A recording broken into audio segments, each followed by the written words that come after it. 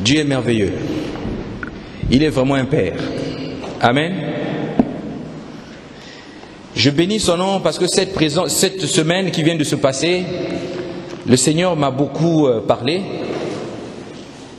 Et il a profité de l'occasion pour essayer un peu de me ramener aussi à l'ordre. Dis à ton voisin, ramener à l'ordre. Il me dit, Elvis, ce n'est pas parce que tu es un élu que tu iras au ciel. Bien aimé, cette parole m'a beaucoup choqué. Je ne comprenais pas. Il me répète, j'ai bien dit, ce n'est pas parce que tu es élu que tu iras au ciel.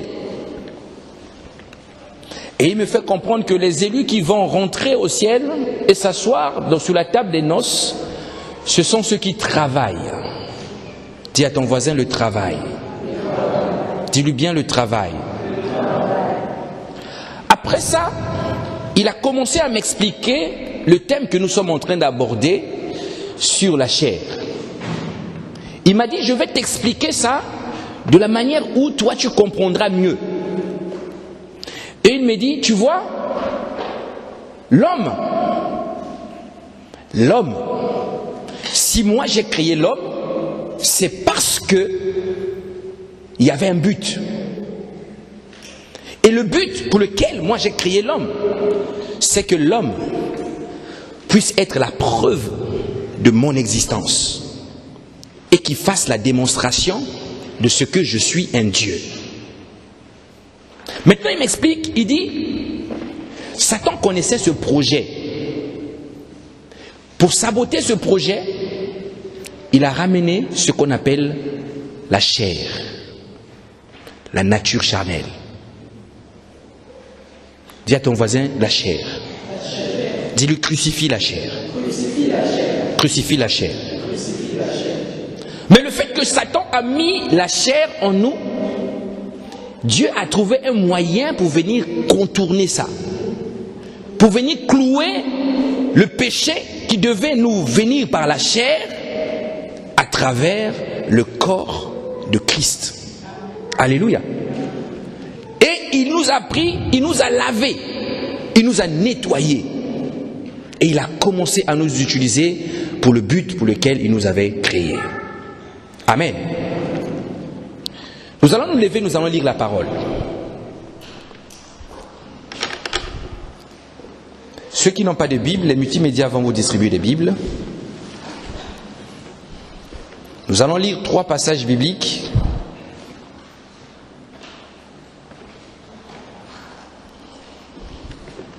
Éphésiens chapitre 2, la lettre de Paul aux Éphésiens, le chapitre 2, et nous lisons au verset 10. Éphésiens chapitre 2, verset 10. Éphésiens 2, 10. Éphésiens 2, 10. La Bible dit, car nous sommes son ouvrage, ayant été créés en Jésus-Christ pour de bonnes œuvres que Dieu a préparées d'avance afin que nous les pratiquions. Alléluia. Nous sommes son ouvrage, créés en Jésus-Christ pour des bonnes œuvres que Dieu a préparées d'avance afin que nous les pratiquions. Nous lisons Ésaïe chapitre 64. Ésaïe 64. Et nous prenons le verset 8. Ésaïe 64, verset 8. Ésaïe 64, verset 8. La Bible dit, Ésaïe 64, verset 8, la Bible dit, cependant, ô Éternel, tu es notre Père. Nous sommes l'argile et c'est toi qui nous as formés. Nous sommes tous l'ouvrage de tes mains. Nous sommes tous l'ouvrage de tes mains. Alléluia. Revenons à la Genèse, Genèse chapitre 1, verset 26. Genèse 1, 26. Genèse 1, 26. Un passage que nous connaissons. Puis Dieu dit, faisons l'homme à notre image, selon notre ressemblance, et qu'il domine. Dis à ton voisin, et qu'il domine. Dis-lui, et qu'il domine. Sur les poissons de la mer, sur les oiseaux du ciel, sur le bétail, sur toute la terre. Dis-lui, sur toute la terre. Sur toute la terre. Et sur tous les reptiles qui rampent sur la terre. On peut acclamer la parole du Seigneur? Oh, acclame bien la parole du Seigneur. Alléluia. Alléluia. Veuillez prendre place. Le titre de mon message de ce matin est « Ta vie est un projet ». Regarde ton frère, dis-lui « Ta vie est un projet ». Dis à ta sœur « Ta vie est un projet ». Ta vie est un projet. Tout à l'heure, nous avons lu dans les Écritures qu'il est marqué « Nous sommes son ouvrage ». Nous sommes son ouvrage. Les Grecs appellent l'ouvrage poéma, c'est-à-dire le résultat d'un travail. Un travail qui a été fait. Donc nous sommes en quelque sorte le résultat d'un travail que le Seigneur a eu à faire.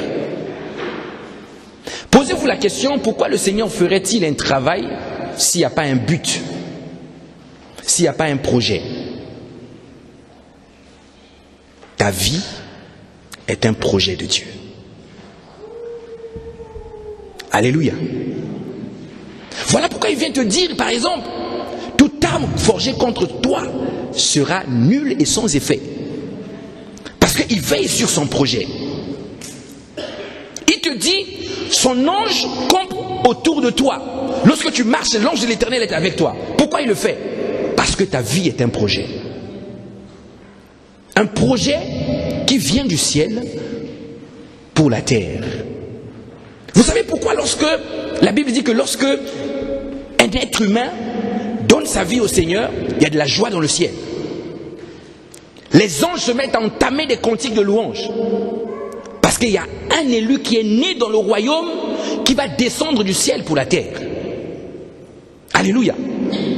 Ta vie est un projet. Ta vie est un projet. Pourquoi ta vie est un projet? Un projet qui sert à quoi? Ce n'est pas l'accomplissement de tes projets. Non, c'est pas Père, je veux avoir une maison, je veux avoir des enfants, je veux avoir beaucoup d'argent. Non, c'est pas de ça que je parle. Ta vie est un projet, mais un projet de Dieu. Alléluia. Donc au fait, au travers de toi, Dieu veut faire quelque chose pour la terre. Tu es un transporteur du projet de Dieu. Même les païens que vous voyez, ceux qui ne connaissent pas Dieu, Dieu a un projet pour eux. Ils sont un projet pour Dieu. Mais sauf qu'ils n'ont pas encore accédé à la grâce qu'il leur accorde, qui leur ouvre les portes pour l'accomplissement de ce projet-là. Amen. Qu'est-ce que Dieu veut de nous? Qu'est-ce qu'il attend de nous dans ce projet? Premier point, c'est que tu es un centre d'évangélisation. Tu es un centre d'évangélisation. Tu n'as jamais peut-être prêché derrière la chair, mais laisse-moi te dire que tu es un prédicateur par excellence. Lorsqu'on t'approche, il y a la parole qui se dégage. Alléluia. Un chrétien doit transporter la parole. C'est-à-dire, ceux qui ne connaissent pas Dieu, lorsqu'ils t'approchent, tu dois être à mesure de les contaminer. Dis à ton voisin, contamine. Contamine. Alléluia. Nous sommes le projet de Dieu. C'est une recommandation. Matthieu 10, 7 dit, allez, prêchez-leur et dites, le royaume des cieux est proche. prêchez-leur et dites, le royaume de cieux est proche. C'est-à-dire, le centre d'évangélisation que tu as reçu une mission, celui d'aller annoncer, pas Jésus t'aime, non, Jésus aime tout le monde. Alléluia. La Bible dit que Dieu a tant aimé le monde qu'il a donné son Fils. Donc lorsque tu viens dire, Jésus t'aime, ce n'est pas le message que Jésus a demandé que tu annonces. Alléluia. Vous savez, je vais éclaircir un point. Jésus ne nous a pas demandé d'aller annoncer l'évangile de Jésus-Christ. Jamais. Le point c'est que nous annonçons l'évangile de Jésus-Christ. Mais il n'est pas question de l'annoncer l'évangile de Jésus-Christ. Il est question d'annoncer l'évangile que Jésus-Christ a annoncé. Alléluia. Donc lorsque tu arrives dans un lieu, tu transportes la présence de Dieu. Lorsque tu arrives dans un lieu, tu transportes la parole. Ceux qui ne viennent pas à l'église, lorsqu'ils te rencontrent, ils seront à l'église. Parce que Dieu a fait de toi un projet. Tu es une église ambulante. Ce n'est pas pour rien on dit que l'église ce n'est pas le bâtiment. Tu es une église mobile. Dieu dit, je mets ma parole dans ta bouche. Mais mon point est, tu es fait pour parler de l'évangile.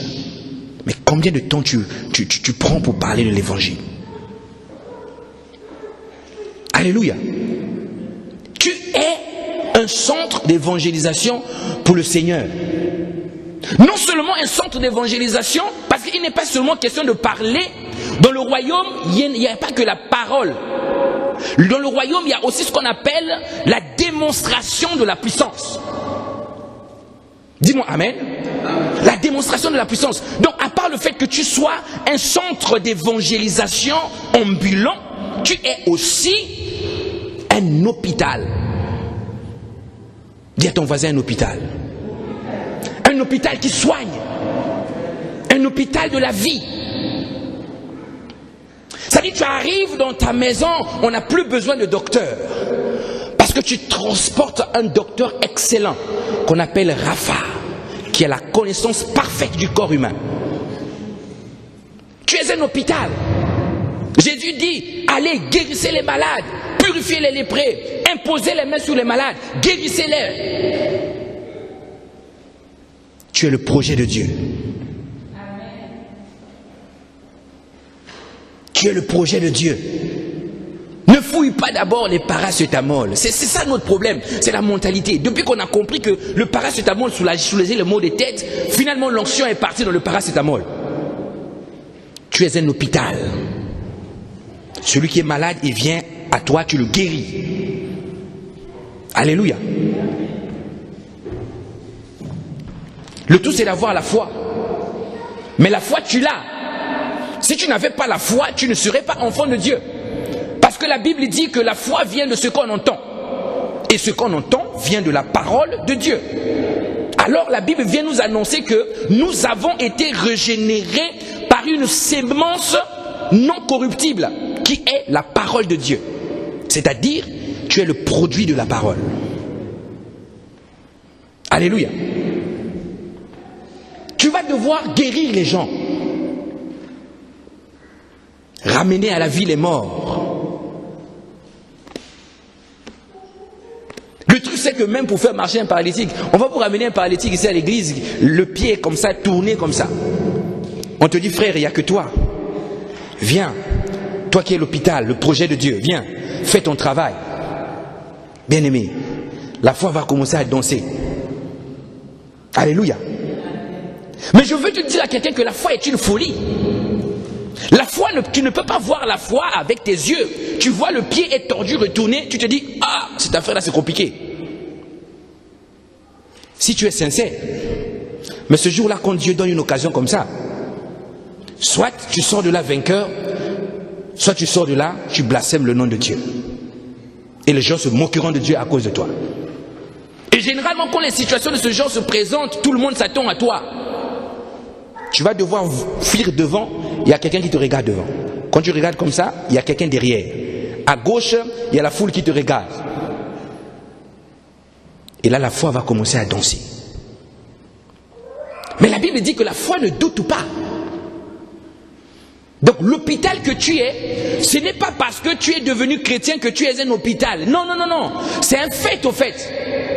Le fait que Christ soit mort à la croix et ressuscité, il t'a transporté avec lui. Tu bénéficies de l'ensemble du potentiel divin en toi. C'est pour ça, dans le livre de Psaume, il est écrit, j'ai dit, vous êtes des dieux. Tu ne peux pas avoir pour père Dieu et opérer dans la dimension des créatures. Un enfant de Dieu opère dans la dimension du surnaturel divin. Tu fais des choses que les hommes normaux ne peuvent pas faire. Et c'est ce que Jésus a fait. Il était un hôpital. Et aujourd'hui, Christ sur la terre, c'est toi. Il était excellent. Les hommes ne le suivaient pas parce qu'il parlait bien. Il marchait sur les eaux de la mer. Vous savez, les hommes aiment le spectacle. Et Jésus leur a donné du spectacle. Parce qu'il est venu pour faire la démonstration. Il marche sur les eaux de la les gens, oh, Simon-Pierre, oh, mais ça c'est qui? C'est un fantôme. Même lui, appelé disciple, choisi, on a dit laisse les poissons, viens avec moi, Simon. Il marche, il voit ce que Jésus fait. Mais il voit Jésus marcher sur les eaux de la mer, il dit, oh, c'est un fantôme. Jésus lui dit, non, je ne suis pas un fantôme, viens, toi aussi tu peux le faire. Et Simon-Pierre a marché sur les eaux de la mer. Un homme comme moi et toi. Il a mis le pied est parti. Le deuxième pied, par la foi. Et quand il a voulu mettre le troisième, il a commencé à douter. Et là, il commençait à s'enfoncer. Il a dit au Seigneur une prière. Jésus l'a tiré de l'eau. Et ils ont marché. C'est ça le royaume. Il vient comme ça, il voit une petite fille qui est morte.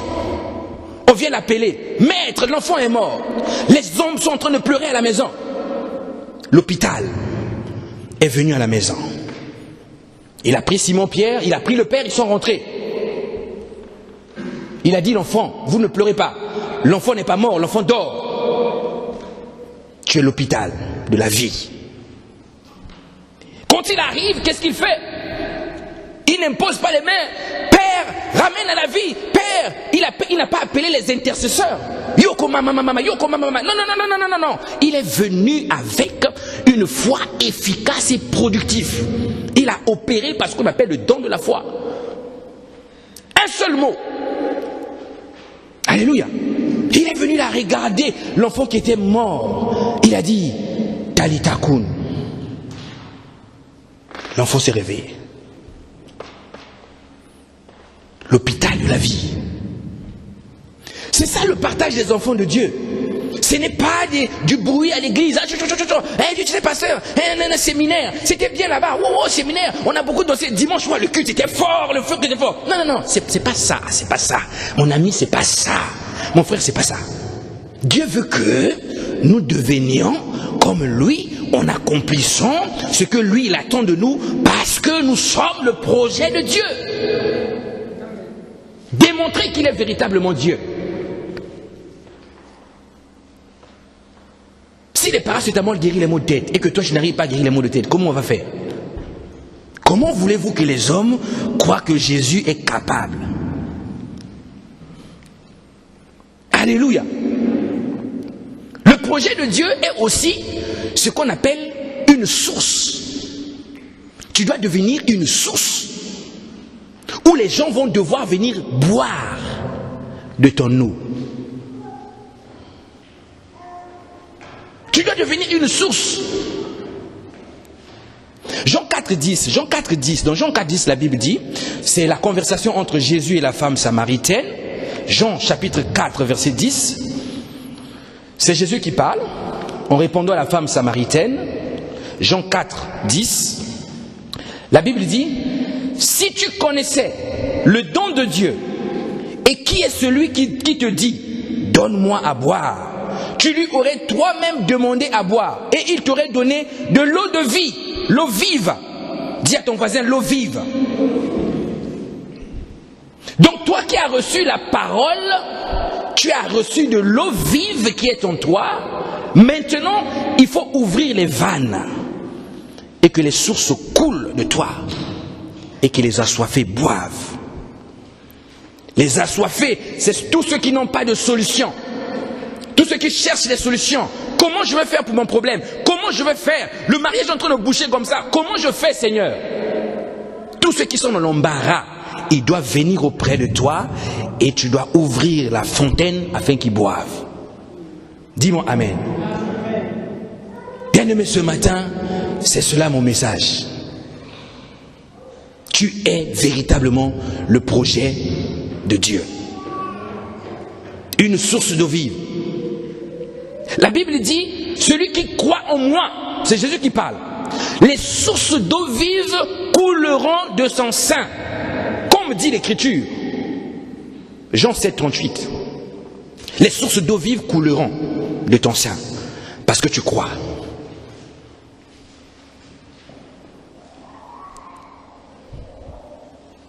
Deviens la source au nom de Jésus. Deviens la source au nom de Jésus. Fais boire autour de toi l'eau de la parole. Alléluia. L'eau de la parole. Lorsque les hommes t'approchent, ils ne peuvent plus continuer à devenir charnels. C'est-à-dire, moi je ne comprends pas. Comment toi tu vas être chrétien, ton meilleur ami avec qui vous êtes tous les jours ensemble, c'est un grand païen renommé. Et tous les jours vous êtes ensemble. Mon frère, ma soeur, je peux te dire que ça c'est vraiment une maladie spirituelle que tu as. Je pense qu'il faut repartir au garage. Alléluia. Va voir le mécano divin, il va te réparer, il va serrer les boulons. Alléluia. Tu ne peux pas être chrétien et ton meilleur ami, c'est un païen de longue date. Je comprends, tu peux avoir pour ami païen, mais lorsqu'il devient ton ami, tu le contamines. Tu le contamines. Parce que la parole de Dieu est contagieuse. La vie de Dieu est contagieuse. Lorsque j'ai donné ma vie au Seigneur, dans l'ensemble de mon entourage, beaucoup sont venus à Christ. Ils sont tous venus à Christ. Beaucoup servent Dieu maintenant. Alléluia. Parce que j'ai compris. J'ai compris que je n'étais plus n'importe qui. J'étais maintenant devenu un projet pour Dieu. Alléluia. Tu pleures le réveil. Le réveil. Seigneur, je veux voir le réveil. Je veux voir le réveil, le réveil. Dans la Normandie, le réveil. Le réveil a commencé au Havre. Le réveil, Seigneur. Beaucoup pleurent le réveil. Mais est-ce que tu sais que Dieu t'a préparé pour être un centre de réveil? Mais tu connais le problème qu'il y a? Il y a un problème. Alléluia. Il y a un problème. Mais ne crains pas. Lorsqu'il y a un problème, c'est que Dieu a déjà prévu les moyens pour régler le problème. Parce que devant lui, il n'y a pas de problème. Amen. Les hommes ont fait des statistiques. Ils ont compris qu'au fait, si vous voulez, ce que nous faisons, ils ont voulu comprendre notre attitude, d'où nous vient notre attitude. Et les statistiques ont montré que 89% des actes que nous reproduisons vient de ce que nous voyons faire. 89% vient de ce que nous voyons faire. C'est-à-dire, tu vas grandir dans une famille où le père, c'était un kickboxing qui tapait maman. Tu as commencé à voir ça depuis 10 ans. Tu as grandi à 40 ans, où tu te maries à 32 ans. Toi, ce que tu as vu tout le temps faire là, tu vas te transformer aussi en kickboxing pour ta femme. Si tu n'as pas le Seigneur. Parce que tu vas reproduire exactement ce que tu es en train de regarder. Alléluia. Et 10% vient de ce que nous entendons. Seulement 1% vient d'un autre moyen. Donc au fait, le centre de réveil que tu as en toi, ou le centre de réveil que tu es, a besoin que tu puisses faire certaines choses pour que les hommes voient et qu'ils arrivent à t'imiter.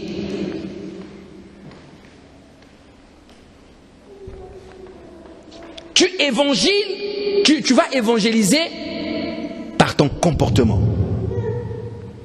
Ça parle mieux que les versets bibliques. Ton comportement. Parce que vous voyez, beaucoup de gens préfèrent le fruit à l'arbre. Beaucoup préfèrent le fruit à l'arbre. Dites-moi, est-ce que vous mangez le pommier? Quand tu plantes un pommier, tu attends quoi? Les pommes. S'il n'y a pas de pommes, tu vas aller chercher les engrais pour que les pommes poussent. Beaucoup parmi nous, on préfère le fruit à l'arbre. Et c'est normal. Le fruit, c'est ce que les hommes voient. Et lorsque les hommes goûtent à tes fruits, ils cherchent à savoir comment tu as fait pour avoir un pommier chez toi. La Bible dit, portez du fruit. Alléluia. Portez du fruit. Portez du fruit.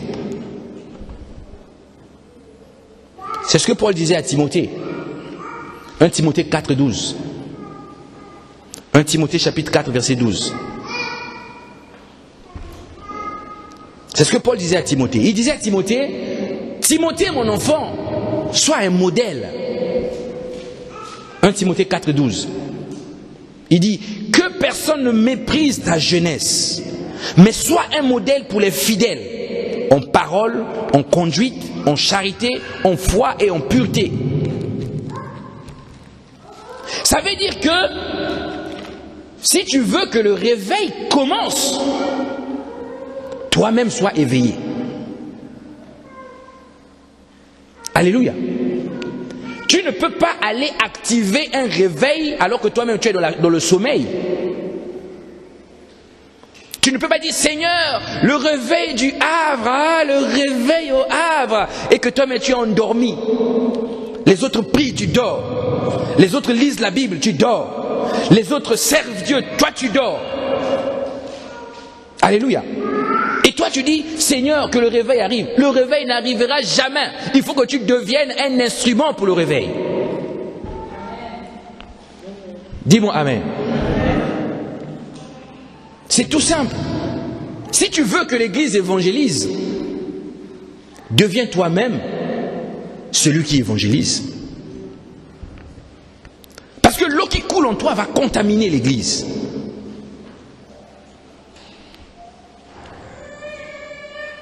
En réalité, là où tu penses que quelque chose doit se passer, commence à le faire.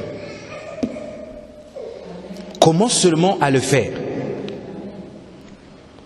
Mais sauf que beaucoup de nous on dit non mais pasteur, tu vois, on peut aller de l'avant, on peut aller de l'avant, mais le problème c'est que, tu vois, dans l'église, non, il y a des gens, ils sont comme ça, tu vois, les frères et sœurs sont comme ça. C'est pour ça qu'on n'arrive pas, pasteur, on a du mal, parce que tu vois, les gens n'ont pas vraiment donné leur vie au Seigneur.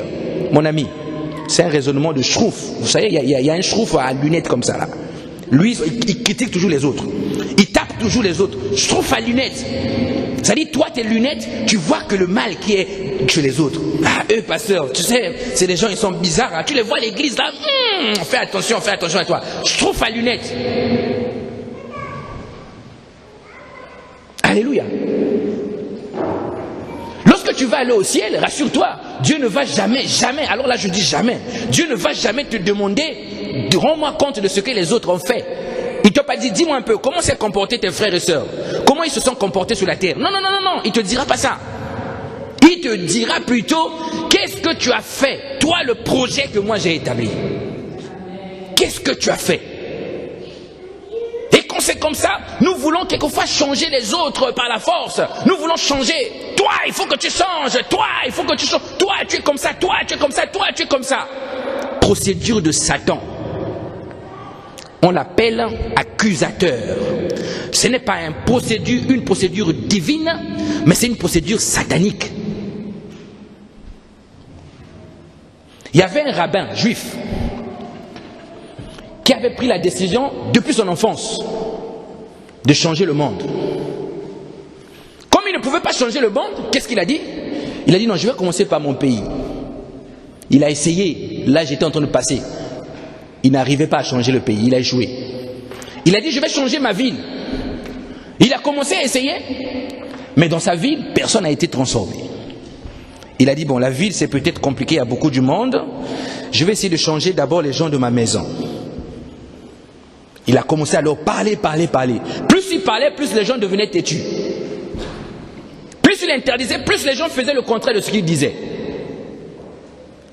Le rabbin s'est fatigué. Puis vers la fin de sa vie, il a dit, bon, je vais un peu m'arrêter, je vais changer ma vie, je vais changer moi-même, je vais essayer de changer. Et lorsqu'il a pris la décision de changer, et lorsqu'il a changé sa vie, et là il a compris, au fait, il a dit, waouh, quand sa vie a changé, il a remarqué que sa famille, les gens commençaient à changer. Est-ce que vous comprenez? Donc le point, ce n'est pas de crier, toi, moi je vois des femmes, tu es avec le mari à la maison, c'est pas parce que toi tu viens à l'église que lui, c'est Satan. Lui là, c'est Satan. Lui c'est Satan. Mais tu connais pas, c'est Satan en personne. Donc toi tu es la femme de Satan. La Bible dit que celui qui est lié à une prostituée par exemple, est une seule chair avec. Donc toi depuis des années, tu es marié à Satan. Et tu as fait des enfants avec Satan. Donc tu déclares que tes enfants c'est des démons. Alléluia. Tu es un centre d'évangélisation, un centre de réveil. Tu ne peux pas marcher comme Satan. Tu ne peux pas marcher par motif d'accusation. Il y a des couples comme ça, ils se cherchent les fautes. La femme a sa liste de fautes. Une feuille dans le coin. Dès que le mari fait quelque chose, il note. Elle note. L'homme aussi, bon, dès que toi tu fais, elle aussi, lui aussi va noter dans son coin. Et un jour, Satan vient mettre la dispute. Là, vous allez entendre. 2001, toi tu m'avais parlé comme ça un jour. 1998, tu avais parlé de mon père. Ça m'avait énervé. Tu vois, toi aussi tu me fais du mal. Et quelquefois, c'est des chrétiens. Vous venez à l'église, les choses anciennes sont passées, on vous dit. Mais toi, les choses anciennes, tu les ramènes tous les jours. Et tu dis que tu es une nouvelle créature. Non, c'est pas possible. La mentalité de l'accusateur des frères. Nous fonctionnons avec cette mentalité-là dans l'église. On juge les gens, on juge. La Bible dit jugez, pasteur, jugez. Oh, mais est-ce que toi aussi, toi, on ne va pas te juger? Dis-moi amen. Est-ce qu'on ne va pas te juger? Toi, tu veux enlever. La Bible dit quoi? Avant d'enlever ce qui est dans l'œil de l'autre, enlève ce qui est chez toi. Parce que si tu enlèves ce qui est chez toi, tu vas ramener la transformation et la contamination. Amen. Alléluia. Mais le point c'est que tu ne veux pas enlever ce qui est sur toi. Toi tu veux seulement regarder ce qui est chez l'autre. Tu ne veux pas enlever ce qui est dans ton œil. Toi aussi tu es le projet de Dieu. Il n'y a pas que lui. Tu ne peux pas gagner ton mari ou ta femme en Christ par la force. Tu ne peux pas emmener tes enfants à l'église par la force. Tu ne peux pas leur dire, si vous ne venez pas à l'église, je supprime l'argent de poche. Technique satanique. Je menace et j'obtiens. Je menace et j'obtiens. Surtout les sœurs. Le mari ne vient pas à l'église. Toi tu dis, toi, je t'ai proposé de venir à l'église, tu n'es pas venu. On va voir. La nuit là tu deviens Robocop. Tu tournes le dos comme ça. Demain tu dois aller à l'église. Chantage. Alléluia. Les frères souffrent avec ça. Et Jésus n'est pas dans ça. C'est ça qui fait voler les casseroles dans les maisons. Tu viens visiter la soeur, tu as rendez-vous avec la soeur, tu dis, je vais passer à la maison. Oui, pasteur, oui, pasteur. Le mari dit, moi je vais sortir. Mon pasteur arrive. Pourquoi toi tu veux sortir? Mon pasteur arrive. Commencez à pousser le mari, Et là, le mari aussi a commencé à envoyer. Et quand le pasteur vient, le mari est sorti. La soeur, tu vois, en train de suer. Mais qu'est-ce que tu as? Tes yeux sont rouges. Non, pasteur, je ne me sens pas bien depuis ce matin. On part sur une visite basée sur le mensonge. Donc dès qu'on commence avec toi, le mensonge a démarré. Parce que tu veux changer les autres par la force. On gagne quelqu'un en Christ par son attitude, par ton attitude. La Bible dit qu'ils ont vaincu à cause du sang de l'agneau, mais la parole de leur témoignage aussi. Amen. Deux moyens, Christ sur la croix, mort, et la parole de ton témoignage. Amen. Ton témoignage parle. Ton témoignage parle à quelqu'un. La manière dont tu vis ta vie enseigne. La manière dont tu marches dans la société enseigne. Vous connaissez l'histoire de Dorcas, une femme qui marchait dans la droiture. Lorsqu'elle est morte, les hommes ont pleuré, ils ont dit les apôtres, venez, parce que cette femme-là, on en a besoin. Elle est revenue à la vie. Est-ce que toi, les gens prient que toi tu restes en vie? Il y en a des voisins qui souhaitent votre mort. Hein? Ils disent, celle-là vraiment, si elle meurt, cet immeuble-là, on va commencer à célébrer tous les jours. Parce que tu es chrétien, tu le dis, mais tu es mauvais et mauvaise, mauvais et mauvaise. Tu ne salues pas les voisins. Quand tu les vois, tu fermes le front. Et ils considèrent que nous sommes des noirs. Qui t'a dit que tu es un noir? Tu es un chrétien. Le chrétien est un être spirituel, ce n'est pas la couleur de ta peau. Tu es libéré de la couleur. Ça, c'est la mentalité du monde. Qui t'a dit que tu es noir? Bien-aimé, moi je suis noir, beau, excellent, grand, alléluia, les pectoraux. Si vous voyez mon homme intérieur, il doit avoir des pectoraux. Amen. Alléluia. Oh, dis-moi amen. Je crois que tu n'as pas compris ce que je dis. Tu te dis, oh pasteur, mais il est petit comme ça, comment il dit dans les pectoraux? Le ventre est gros, mais je te parle de moi. Toi tu regardes mon corps. Moi je suis en train de te parler de moi, l'homme que je suis. Amen. Celui que Satan voit, un général de Dieu. Alléluia. Je marche comme ça, l'escorte des anges derrière. Pourquoi je suis en train d'arriver? Grand, pectoraux, plus que Goliath. Alléluia. Satan il me voit, il fuit, il dit au démon, laissez-le passer d'abord, ce gars est dangereux.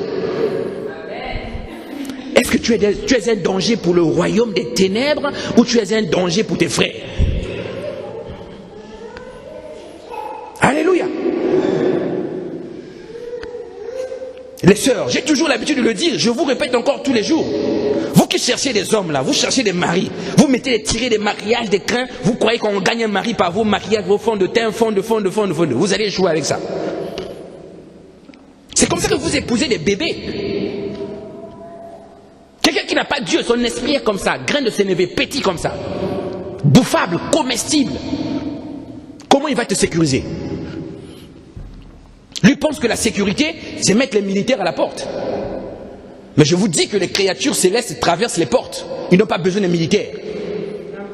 Alléluia. La vie est spirituelle. Mais comment es-tu spirituellement? Comment es-tu? Est-ce que tu es grand? Tu vois, il faut savoir qui tu es. Est-ce que tu es grand? Lorsque Satan te voit, comment il te voit? Et comment toi-même tu te vois? Bien-aimés, les chrétiens nous font quelquefois honte. Tu pars au pays, dans une veillée, c'est pas une veillée de prière, une veillée parce que quelqu'un est décédé. Les vieux là qui viennent du village, ils sont venus. Tu vois un vieux, il est petit comme ça. Les dents sont dehors, bizarre. Il mâche de la cola, bizarre.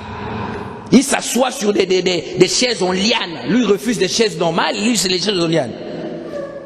Et quand il parle, il indexe, les yeux sont rouges, rougis par la malfaisance. Et toi, chrétien, quand tu le vois, je ne vais pas le saluer. Je ne vais pas le saluer. Tu as peur de lui. Alléluia. Mais parce que tu sais que tu es petit. Tu es comme ça. Haricots, cacahuètes, comme ça. Amen. Un chrétien est un géant.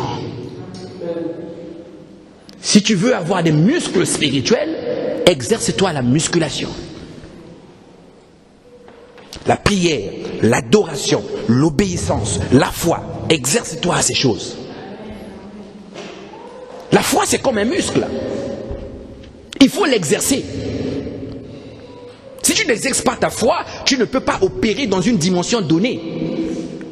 Voilà pourquoi il y a des chrétiens, ils sont les spécialistes de guérir que les bébés. Lui, il ne prie que pour les bébés. C'est comme si Dieu avait dit, dans la foi, il y a des pédiatres spirituels.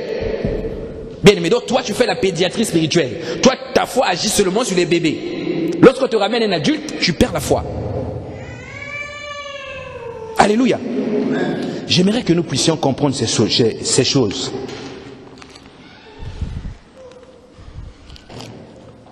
Devenez des problèmes pour le royaume des cieux. Des problèmes pour le royaume des cieux. Tu es un projet excellent, bien-aimé. Mais le point, c'est tes yeux. Quand tu te réveilles, comment tu te regardes? Est-ce que tu te regardes par rapport à ton compte bancaire terrestre? Hier, nous avons eu un atelier sur les finances. Qui était là hier? Est-ce qu'on peut acclamer le Seigneur pour leur vie? Oh, acclame bien. Même si tu n'étais pas là, comprends qu'on va aussi faire un atelier pour toi. Alléluia. On a eu un atelier formidable sur les finances, à tel point qu'à la fin, les frères ont dit, oh pasteur, beaucoup ont loupé. Il faut refaire l'atelier. J'ai dit, bon, écoute, on va essayer de refaire l'atelier. Comment on va faire? Puisqu'on est là pour ça. Les absents n'auront pas tort à l'église, les absents doivent avoir raison. Même si tu fuis la raison, nous on va te donner raison. Parce qu'on va refaire les ateliers pour que tu viennes. Alléluia. Et là nous avons compris un peu la logique, le fonctionnement des finances. Parce que vous voyez, mon point ce matin, c'est de te dire que tu es un projet de Dieu. Ce n'est pas pour te parler de l'argent, parce que vous les chrétiens, vous n'aimez pas quand on parle de l'argent, alors que vous avez besoin de l'argent tous les jours. Qui n'aime pas l'argent? Qui lève sa main? Qui lève sa main, qui n'aime pas l'argent? Toi? Ok, bon maintenant viens, je vais prier, on va te mettre la pauvreté. Alléluia. L'argent était tabou dans l'église. Alors moi j'aimerais que, ici à la MCA, nous soyons à l'aise avec ça. L'argent c'est pas un péché, c'est un outil. C'est un outil, c'est pas un péché, c'est un outil. Comprenez que c'est un outil. Jésus payait les impôts, il les payait avec quoi? Avec le Saint-Esprit? Avec du pain? Alléluia. Jésus payait les impôts, vous savez ça? Donc, pendant cet atelier, nous avons compris beaucoup de choses formidables qui nous ont aidés. Même moi-même, quand j'ai recevais cet atelier, je disais, waouh Seigneur, l'affaire là c'est comme ça. Il faut aussi que je revoie un peu chez moi. Hein. Alléluia. Ce n'est pas parce que tu es pasteur que tu es forcément parfait. Non, non, non, non. Tu es un homme. Quand je recevais cet atelier, je dis, ah, pasteur, Seigneur, donc moi aussi je suis concerné dans cette affaire-là. Ah oui, les finances. C'est-à-dire, nous ne comprenons pas comment fonctionnent les finances. Les finances, nos finances sont à Dieu. Nos finances sont à Dieu. Tout ce qui nous appartient, c'est à Dieu. Notre femme, notre enfant, notre maison, l'ensemble des nôtres là, c'est pour Dieu. Lorsque tu es un enfant de Dieu, même ton argent, c'est pour Dieu. Donc tu es un gestionnaire. Mais sauf que tu es un gestionnaire, tu vois, toi tu voles Dieu, tu voles les hommes, et tu te maudis toi-même. Par la manière dont tu gères les finances. Ce qui fait que tu as le salaire le premier, le 15, tu mets la carte bleue, pac, tu regardes comme ça, moins 1000 €, tu recules, tu essuies les lunettes, tu regardes encore, moins 1000 €, tu dis, peut-être que la carte déconne, tu réappuies, annuler, la carte sort, tu remets la carte, tu retapes le code, moins 1000 €. Tu vois le compte épargne comme ça, consultation pour faire un petit virement, pac, 15 €. Les 15 € là, parce que le banquier avait dit, si tu enlèves les 15 €, on ferme le compte. Donc lui, il a bloqué ça. Et on vit comme ça. On vit comme ça, dans un système. Après, on galère. Tu as 2000 €, 3000 € le mois, mais tu galères. Il y a des clés pour gérer les finances. Il y a des clés. Comment fais-tu pour exprimer ta reconnaissance à celui qui te donne l'intendance de ces finances, qui est Dieu? Pasteur, nous sommes dessus de vous les pasteurs. Vous bouffez notre argent. Beaucoup sont des escrocs, des voleurs. Mais est-ce que toi tu vas arrêter d'obéir à l'Éternel à cause d'un pasteur? Dieu va changer sa parole à cause d'un pasteur? Pasteur, moi je donne pas la dîme, moi je donne pas les offrandes, parce que tu sais, pasteur, ces choses-là, ce n'est pas une bonne chose, parce que ceux qui prennent l'argent là, eux ils grossissent, nous on souffre. Ils sont dans les belles voitures, nous on souffre. Eux ils sont, nous on souffre. Alléluia. Mais laissez-moi vous dire, celui qui a compris, je veux parler des pasteurs, celui qui a compris, il est lui-même le plus grand financier de l'église, parce qu'il a compris un principe spirituel. De venir s'aimer et de récolter. Moi, je ne laisse jamais passer le panier le dimanche. Hein. Le jour où vous allez me voir, le panier passe devant moi, je ne mets rien. Posez-vous la question.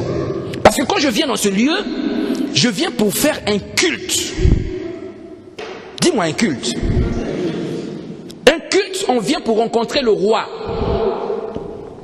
Toi, tu viens rencontrer le roi, les mains vides. Les rois de ce monde, quand on vient les rencontrer, quand tu rentres dans le palais comme ça, on t'accueille. On t'emmène, tu avances, on t'emmène. Et quand tu vois le roi, tout de suite, tu te prosternes. C'est ce qu'on appelle adoration, louange. Tu te prosternes. Et quand le roi te dit, relève-toi, il tend le bâton, toi tu redresses la tête. Et là, il t'écoute. Généralement, la première chose que tu fais, c'est un présent. Tu apportes un présent. Lorsque tu apportes un présent, tu poses ton problème. Après avoir posé le problème, le roi te répond. C'est le même principe que dans l'église. Mais sauf que tu ne comprends pas, que tu crois que le salaire qu'on t'a donné c'est pour toi. Tu voles le Seigneur, tu voles les hommes, tu te maudis. En fait, tu es un receleur. Tu transformes les hommes en receleurs. C'est-à-dire, toi, ton salaire là, il y a une partie que tu voles. Comme tu voles cette partie, toi, tu vas payer les choses avec. Tu fais des autres des receleurs. Parce que toi-même, tu voles Dieu. Mais viens à l'atelier et nous allons t'aider. Alléluia. Dis à ton voisin DHL. Dis-lui DHL. Dis-lui bien DHL. Allez, quelqu'un dit ouh, DHL c'est quoi DHL? Oui. Si tu viens à l'atelier, tu vas comprendre ce que c'est. DHL, au fait, ce n'est pas là où tu vas aller transférer l'argent. Non, c'est pas de ça qu'on parle. C'est les différentes parties d'un revenu. Alléluia. Voilà. Mais ce matin, ce n'est pas cela mon message. Ce matin, je voulais simplement te dire que toi, tu es un projet de Dieu. Et tu es ce qu'on appelle un chef-d'œuvre. Tu sais ce que c'est qu'un chef-d'œuvre? L'œuvre qui a été accomplie à la perfection. Préparée pour l'espérance. Tu as été préparé pour l'espérance. Vous connaissez l'espérance? Ce n'est pas le prénom, je ne parle pas de la sœur Espérance. Je dis qu'un enfant de Dieu est préparé pour l'espérance. Le jour où Jésus revient, la Bible dit, beau, blanc, de blanc vêtu, sur un cheval blanc. Il descend du ciel, pac, avec les armées, les légions des anges. La Bible parle des milliards et des milliards et des milliards et des milliards des anges. Derrière, il descend. Il vient chercher ceux qui sont à lui. Voilà l'espérance. Et lorsque tu as la grâce de partir avec lui ce jour-là, parce que tu as compris que tu étais un projet de Dieu sur la terre. Mon ami, tes 2000 € là, tu t'es battu là pour 2000 €. Tu as critiqué les autres pour 2000 €. Tu as fait virer les autres au boulot pour 2000 €. Toi, ta promotion, c'est 100 €. Donc tu critiques l'autre, tu le fais descendre pour que tu passes de 2000 à 2100. Mais malgré ça, tu n'arrives toujours à rien faire avec ça. Mais nous, on a l'espérance. Dis à quelqu'un l'espérance. L'espérance. C'est-à-dire, la Bible dit, le pays, la patrie du bien-aimé. Un pays où coule le lait et le miel. C'est-à-dire, quand vous lisez l'espérance dans la Bible, vous allez voir, la Bible vous présente ce pays. On vous dit que les places publiques sont en or. C'est-à-dire, vous marchez comme ça, les places publiques sont en or. Vous êtes gardés, vous n'avez pas de facture à payer. L'eau est gratuite. La lumière est là-bas. Jésus éclaire les places publiques. La parole va éclairer les places publiques. Mais lorsqu'on dit que tu es un centre d'évangélisation, c'est pour la terre. Là-bas, tu vas prêcher qui? Puisque tu es en face de la parole vivante, toi, tu vas prêcher qui là-bas au ciel? Alléluia. Comprends que tu es le projet de Dieu. Ne vis plus une vie banale, méprisable, anarchique. Non. Crains Dieu, honore Dieu, fais monter les dons que Dieu a mis en toi. Et tu verras ce que le Seigneur fera. Un chrétien est un homme prospère. Les pauvres existent, mais rassurez-vous, il est écrit nulle part dans la Bible que Jésus était pauvre. Alléluia. La Bible dit, c'est Jésus qui parle, dans ce qu'on appelle les béatitudes. Vous comprenez, vous connaissez ça, les béatitudes? Ce qu'on appelle le sermon sur la montagne. Il marche, il dit, heureux les pauvres en esprit, car le royaume des cieux est à eux. C'est une bonne nouvelle qu'il annonçait.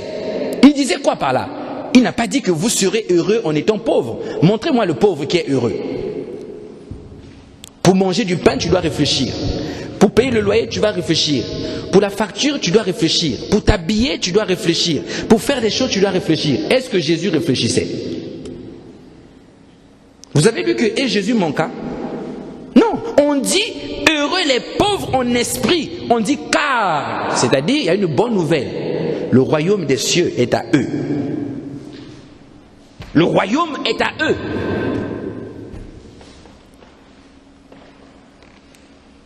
Alléluia. Pasteur, l'évangile de la prospérité, il faut faire attention à ça. Tu peux commencer à parler de l'argent, c'est bizarre. L'église là avant c'était la Bible, maintenant c'est l'argent. Oui, il faut être à l'aise avec ça, parce que tu en as besoin. Nous avons besoin. La fin du mois, le propriétaire va rentrer. Est-ce qu'on va lui payer la salle par le Saint-Esprit? Dis-moi Amen. Celui qui a la capacité de payer la salle par le Saint-Esprit, vient nous payer la salle par le Saint-Esprit.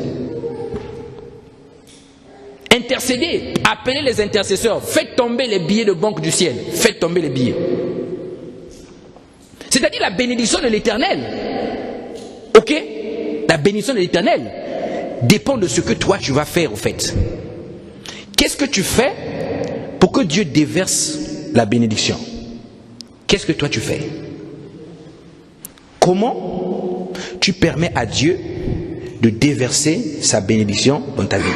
Comment tu le fais? Puisque la Bible dit que nous sommes bénis de toutes sortes de bénédictions. Un ambassadeur, lorsqu'on l'envoie dans un pays, vous savez qu'on lui donne l'argent, vous savez ça? Chaque fin du mois, son pays débloque les fonds pour lui. Paul dit, nous faisons fonction d'ambassadeur. Dis-moi, toi, un ambassadeur du ciel, sur la terre, tu galères, les enfants galèrent, la femme galère, la femme que tu as trouvée belle, elle est rentrée dans ta maison, les rides commencent à sortir. Et toi, il te restait 2,50 €, tu as acheté des anti-rides moins chers, tu dis, chérie, mets seulement ça. Non! Bien-aimé, le royaume des cieux, si tu es ambassadeur du royaume des cieux, la Bible dit que tu as été béni de toutes sortes de bénédictions dans les lieux célestes. Donc ça veut dire, techniquement, que tu as un compte bancaire, mais céleste. Comment tu fais pour faire tomber ce qu'il y a là-bas à la manifestation sur la terre? Comment tu fais? C'est ça le point. Tu veux un contrat, tu auras le contrat. Ça, c'est pas grave. Tu vas travailler. CDI, c'est ça.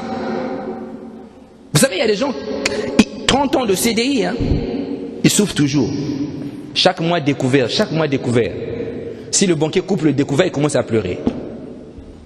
30 ans CDI. Vous comprenez que vos salaires là, les salaires là, c'est pas ça que Dieu attend de vous. Hein. Dieu attend que tu aides les frères. Dieu attend que tu fasses du bien aux pauvres. Dieu attend que tu aides les malheureux. Mais toi, avec ton salaire, est-ce que tu peux le faire? Puisque tu es déjà à découvert, comment tu vas aider quelqu'un à découvert? Madame va te faire des problèmes.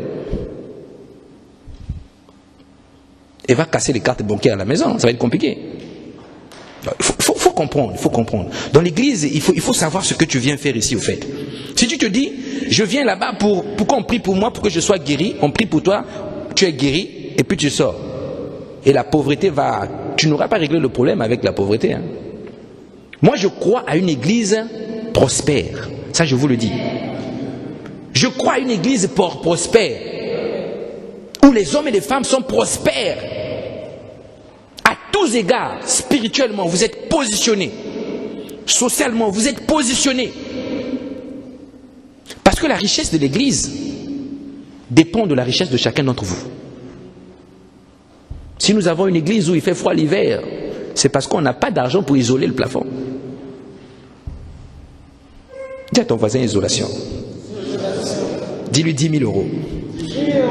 Alléluia. Je vois comment il a du mal à dire, oh pasteur, dis-lui 10 000 euros. Voilà. Il faut être à l'aise avec ça. On peut parler de l'argent, on parle de la sanctification, on parle de la sainteté, on parle de l'argent. Ça, c'est pas un problème. Nous avons besoin d'argent pour évangéliser. Je dirais que nous avons besoin de faire venir l'argent pour évangéliser. Alléluia.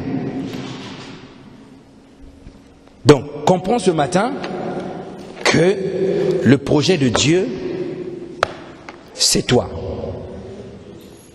Donc, lorsque tu sortiras de ce culte, ne vis plus comme d'habitude. Ce qui fait que nous ne devenons plus, nous sommes plus dans ce pourquoi Dieu nous appelait à faire, c'est que nous transportons des valises. Les valises qui ne nous appartiennent pas. Nous transportons des sacs de Satan. Ce qu'on appelle le péché, les sacs de Satan. Tu sors de la porte d'église, tu traverses, tu arrives juste devant, un frère te voit, une soeur te voit, tu regardes comme ça. Tu n'as pas parlé, on a entendu juste comment tu as mis le point.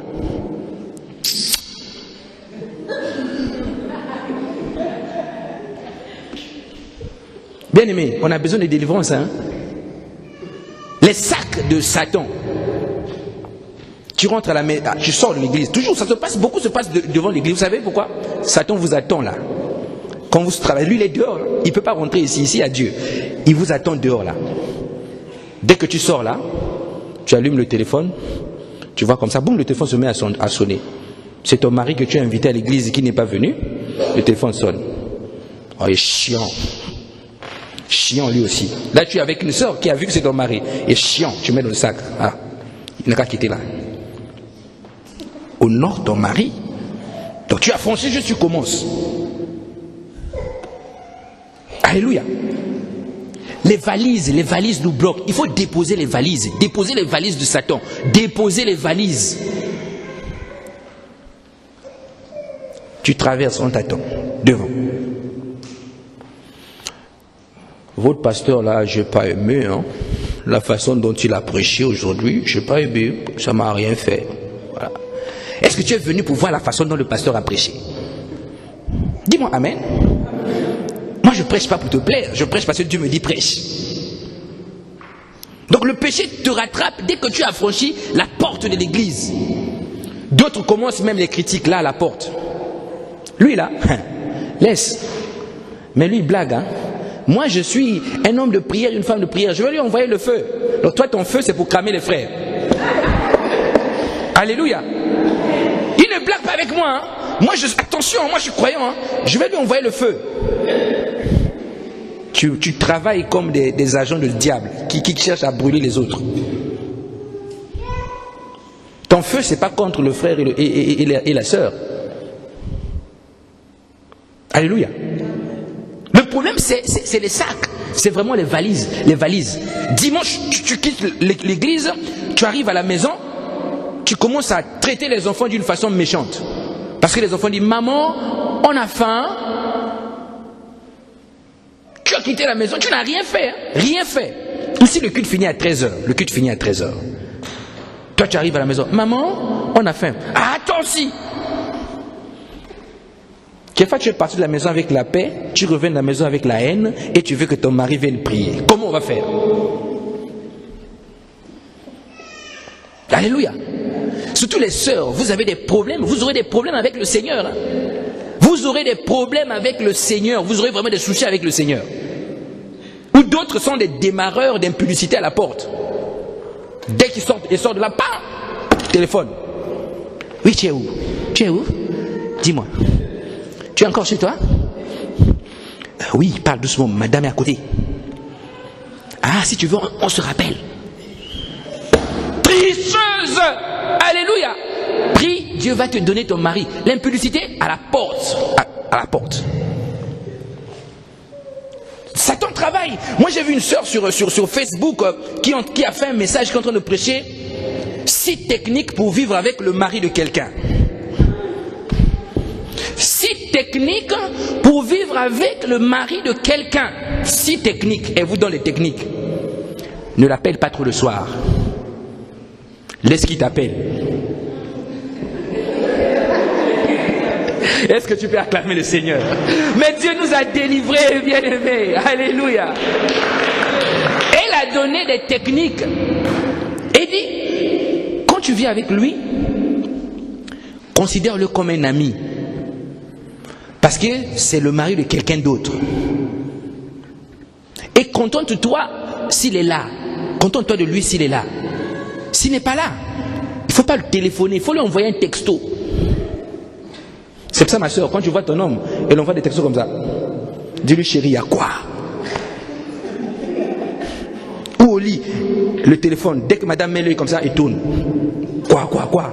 Mais il y a quoi aussi? Alléluia. Ce que tu cherches, Dieu t'a donné.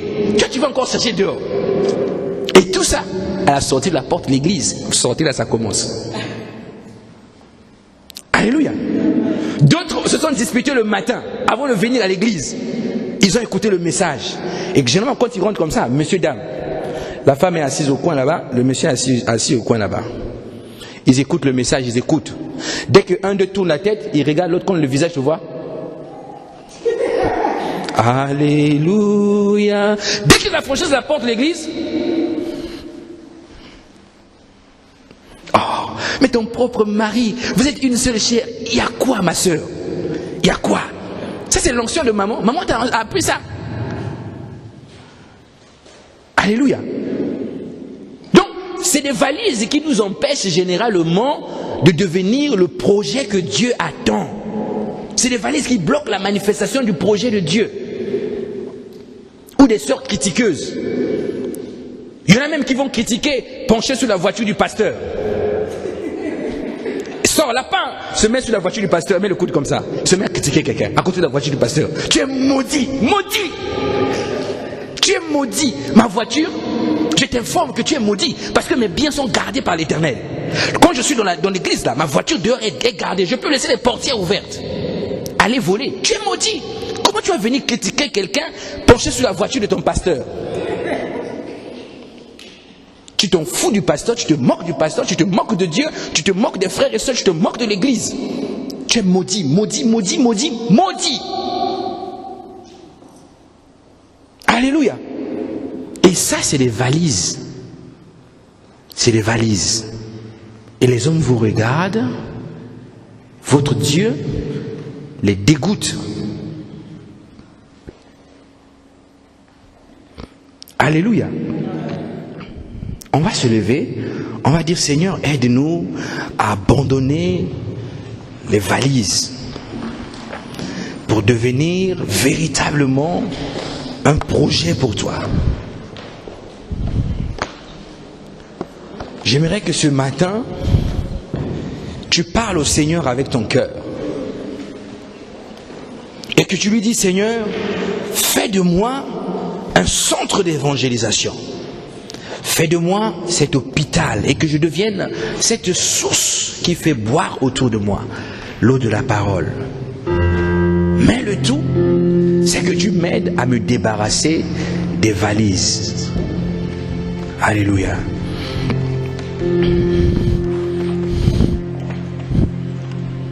Garde-moi à toi. Garde-moi à toi.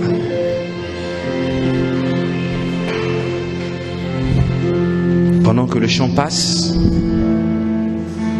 commence à parler au Seigneur.